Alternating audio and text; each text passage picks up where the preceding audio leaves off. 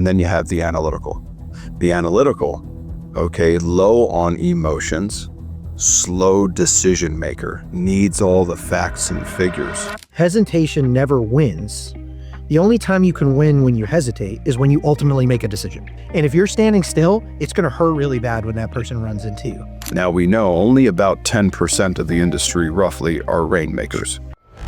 Matt Weaver, the #1 mortgage originator in the United States for most loans closed in 2023 and #1 in the state of Florida from 2020 to present, has spent over 27 years mastering the purchase market, earning more than 16 #1 titles across his career. Max Fisch, 2024's #1 originator in the United States under 30 and #2 in the state of Florida, achieved those titles within just 5 years of entering the mortgage industry, compressing decades of growth into a few extraordinary years. Collectively, they've helped more than 40,000 families purchase their first home. Now partners and looking to improve the industry on a national scale, Matt and Max share their winning formula, team structure, and systems with originators who want to scale from elite to extraordinary levels.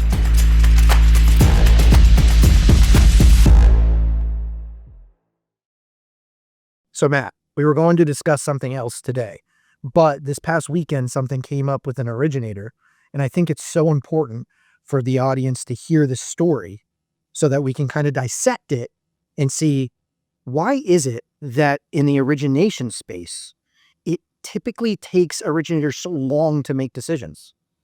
It's incredible.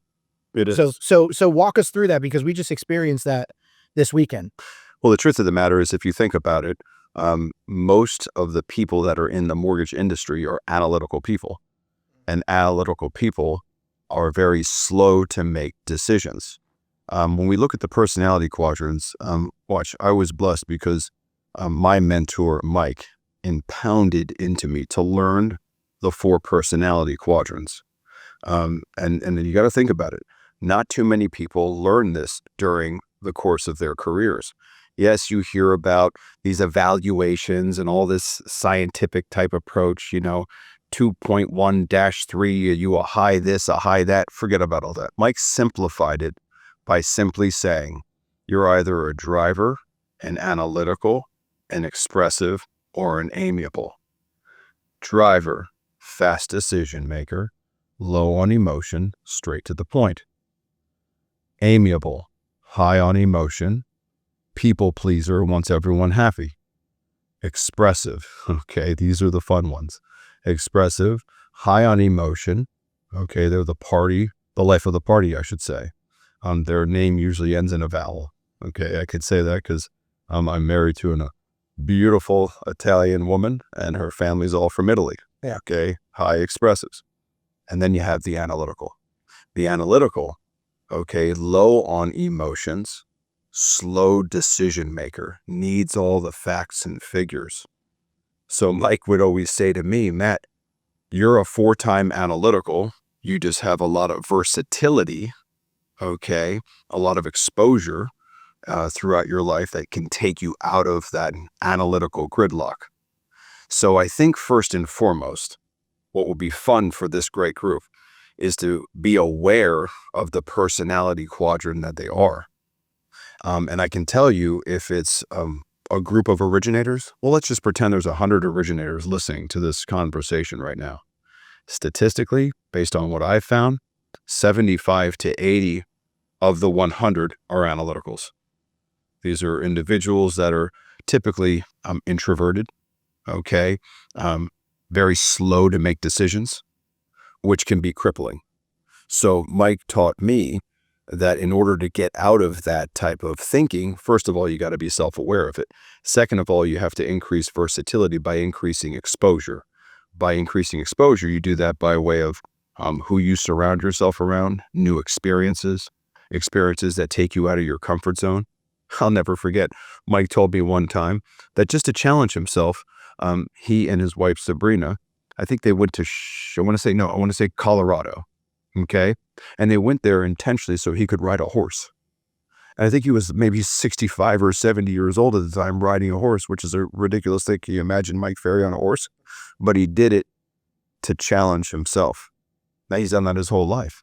So I, in turn, adopted that myself as well. back to what we were talking about over the weekend. We meet with originators all the time that are considering or thinking about joining our team, and we want to see if they're the right fit too. And it's sad because I met with this originator who would, in his world, be the perfect rainmaker. Now, we know only about 10% of the industry, roughly, are rainmakers.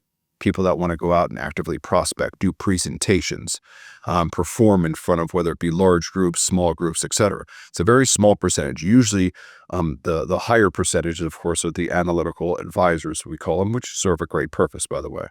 So getting back to it.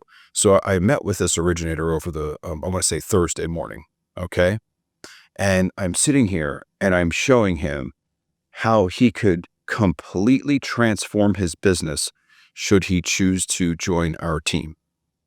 And you could sense it on him and see it, that his wheels were just at a complete grind, like a stop. He couldn't even process it all because his analyticalness, put him in that position. And then towards the end, I asked him, I said, so do you think that your business would grow exponentially based on the activities that we do and you would be able to do within our team? And he said, 100%. I said, okay, so what do you think?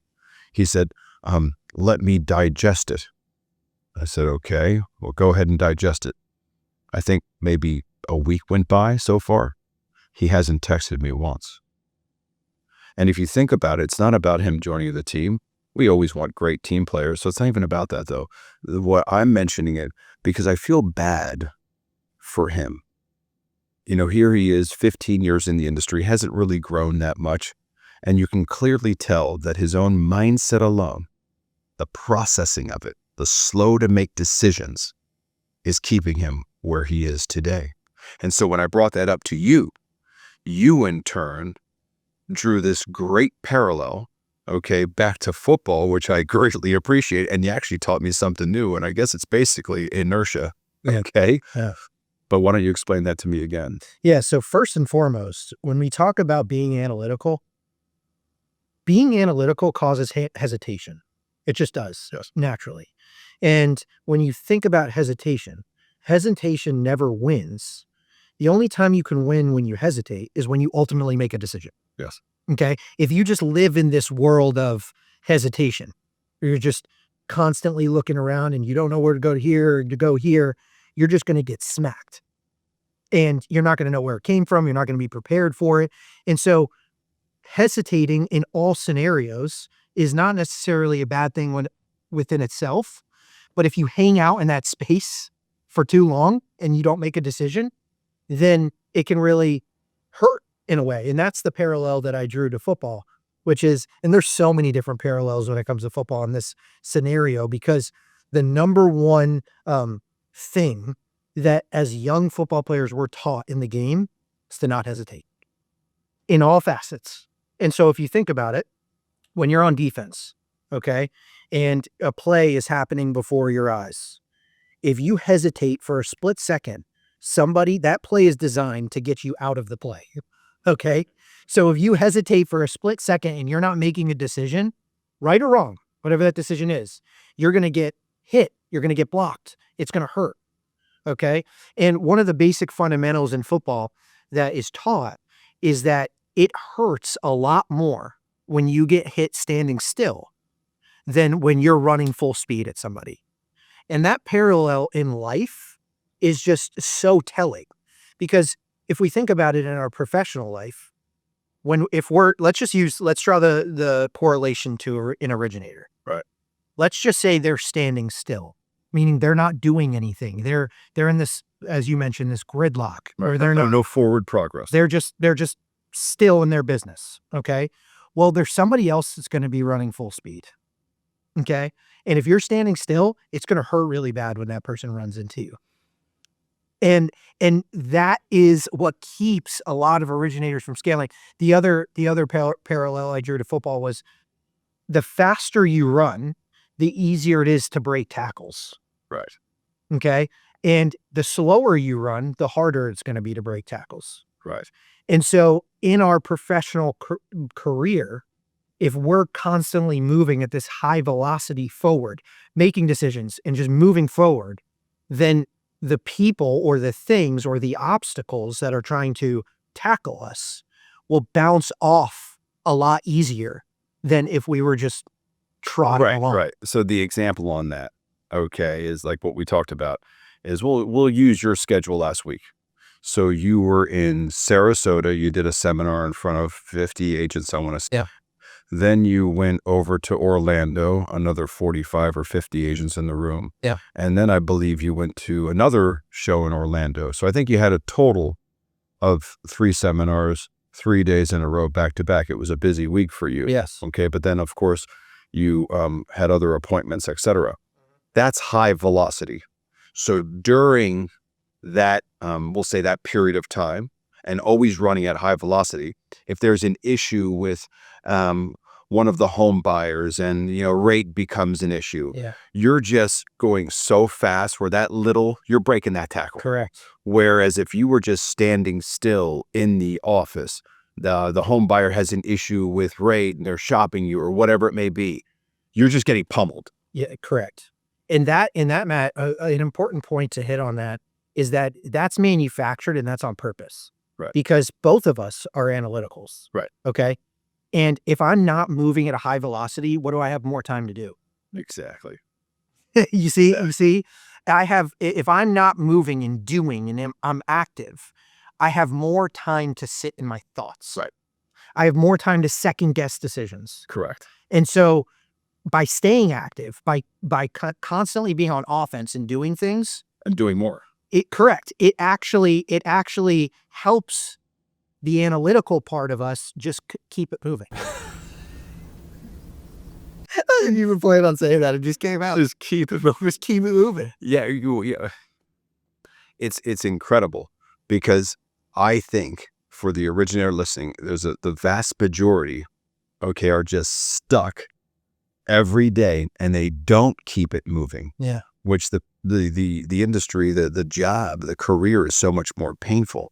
I was talking to an originator and, most originators, a lot of them out there, they're very transactional in thinking. Yes. Okay. And they look at every, as they call it, deal.